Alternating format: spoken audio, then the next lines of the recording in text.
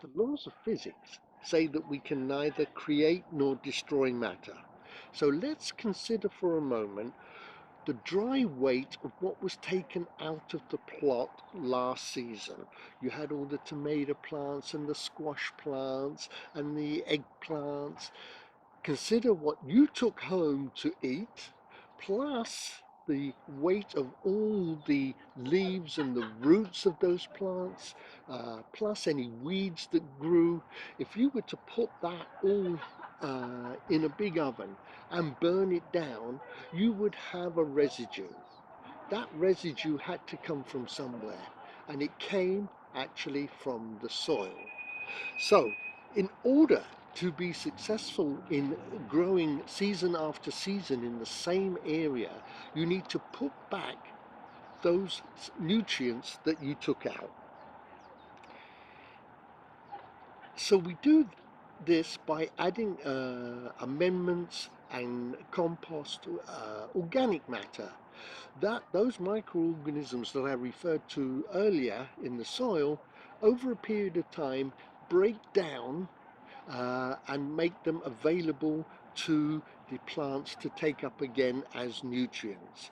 Now, the plants take up nutrients in the form of an ion, which is a split molecule, and the molecule is split from compounds. So when we put organic matter into the soil, it takes some time to break down. That's why we have to do it on a regular basis. We have to do it twice a year before each season in order to make sufficient nutrients readily available for the plants.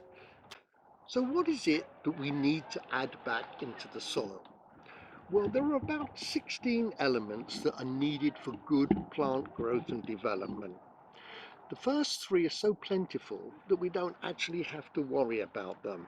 It's oxygen, carbon, and hydrogen. And we have these in the air, and so we don't, as gardeners, don't need to give much of a thought to it. The next three are the primary nutrients. This is nitrogen, phosphorus, and potassium. And those of you that are not real newbies to gardening will know that on every bag of fertilizer, every bag of amendments, there are three numbers. And these numbers are the nitrogen, phosphorus, and potassium amounts that are guaranteed to be in that mixture. So these are the ones that we focus on. There are also now three secondary nutrients which we seldom need to worry about, only if there is a severe shortage, and this is calcium, magnesium, and sulfur. And the only shortage I've ever seen here at the garden in my 10 years of working here is a calcium shortage, and I'll make a note of how we deal with that in a moment or two. The final group are the 7 trace elements.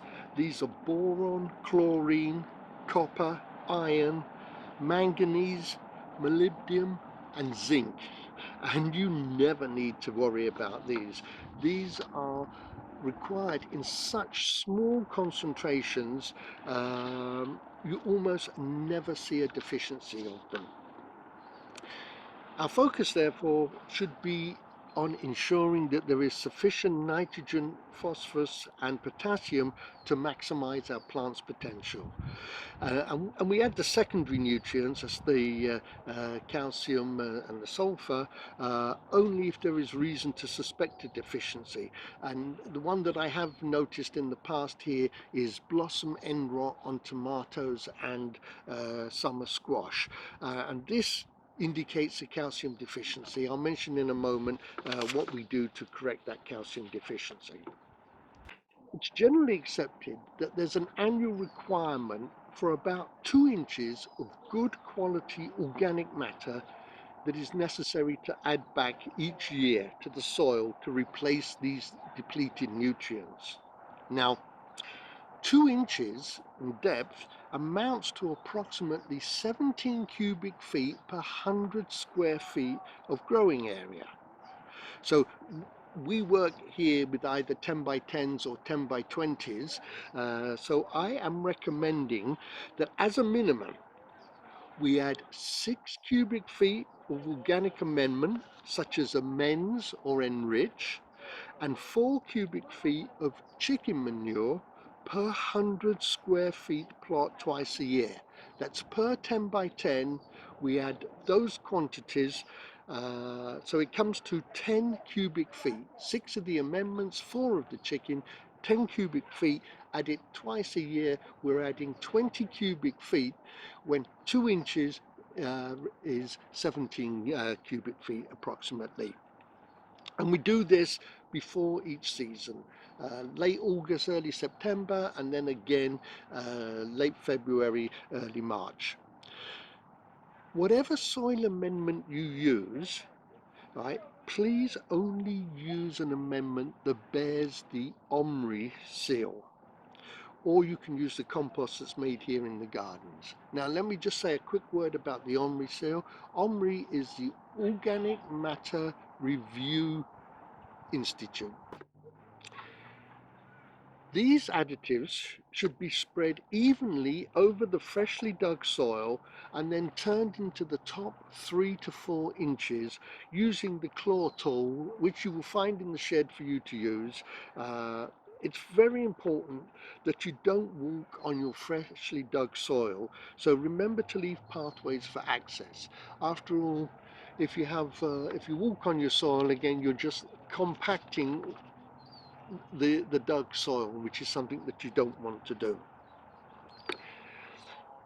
Most crops prefer a very slightly acidic soil. Uh, Acidic meaning having a pH of less than 7.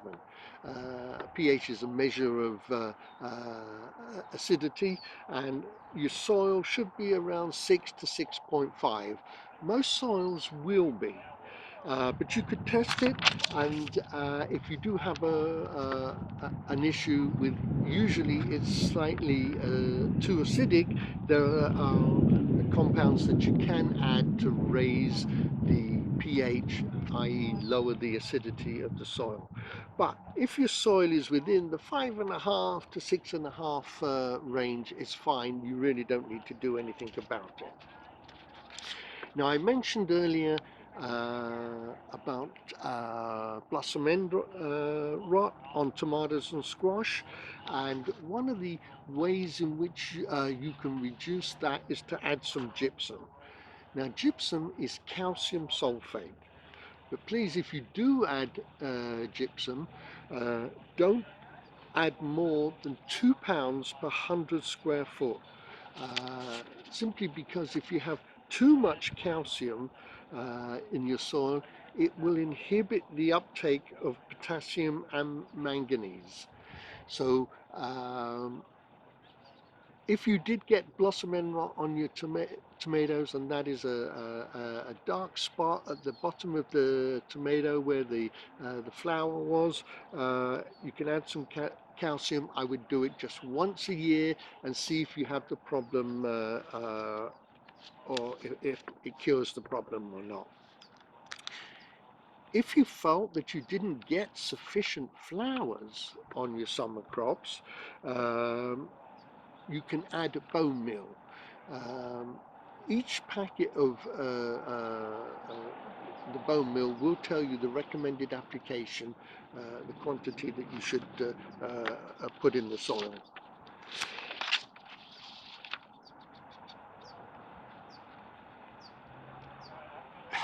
If you really wanted to, it's possible to have your soil inexpensively tested by one of the university soil test laboratories.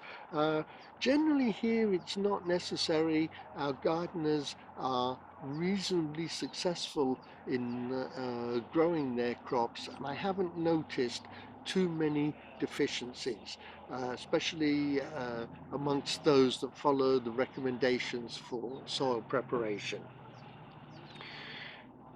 So now we are dug, we are amended, the plot is ready for planting. But I would suggest that you wait a week or so again for the soil organisms to settle at their levels. In the meantime, check the irrigation system. Replace the battery in your timer.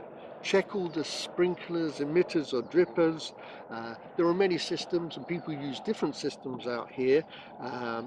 Reposition all sprinklers so that the entire plot gets watered and you're not watering the pathways outside of the plot. So having said that, it's time to get to work, dig the plot, and we will talk next time about which crops to plant for the cool season.